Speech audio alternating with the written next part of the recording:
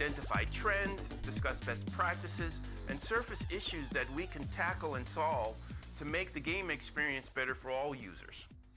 Our guest today is Chloe Swain. She has a 15-year background in entertainment, including roles that encompass strategists for community, producers, working for companies like Lego and Atom Films, which was acquired by MTV. Welcome, Chloe, to the show. Thank you. It's great to be here. So I understand there's this hot new thing called community-powered development. What exactly is it? So community-powered development is really about bringing the community members into the conversation prior to a game being launched.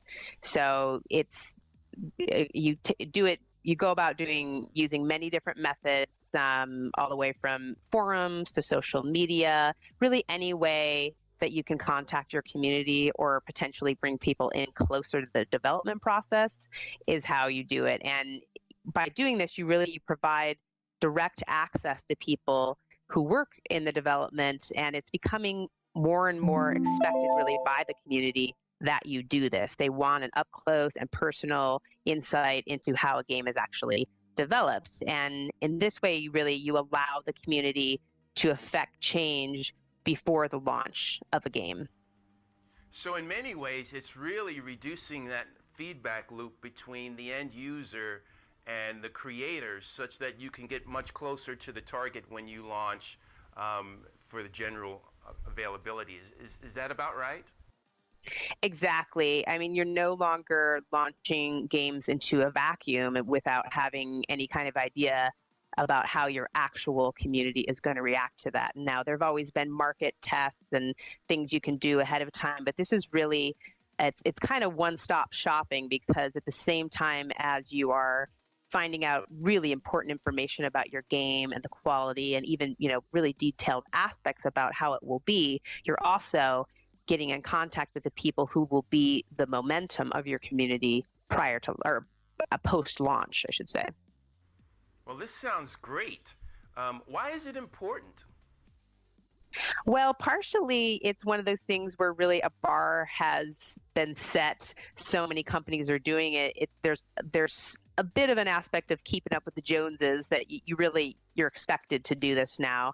But it's become that way because it is this way of marketing your game pre-launch and building up momentum. Another really important reason why it is important is it helps to mitigate this risk of having aspects to your game which are totally undesirable to your end users, because if you are doing some of this testing ahead of time and really getting feedback from your community, you're going to find out about things that are really showstoppers for people who might play this game. And then, of course, like I said, a really important part of it is you're seeding this post-launch community. And within this process, there are super users that emerge. There are people who enjoy being a part of this process to the extent that they become leaders in that community. And those are the people who are going to carry you through post-launch and really jumpstart your community once the game's actually launched. So that sounds like a really cool benefit. The idea that you're bringing along a group of users prior to the game's actual release that are actually providing feedback, but at the same time, you're building your community prior to launch. So you're actually launching with some momentum. Yeah, community is all about investment in people. So you can't just waltz into an arena online and say, here we are, here's our product, why don't you love us? If you haven't shown people the respect for their feedback ahead of time, or you can try to, but you're just not going to be as successful. So it's really, it's super important, and it really helps out with these games.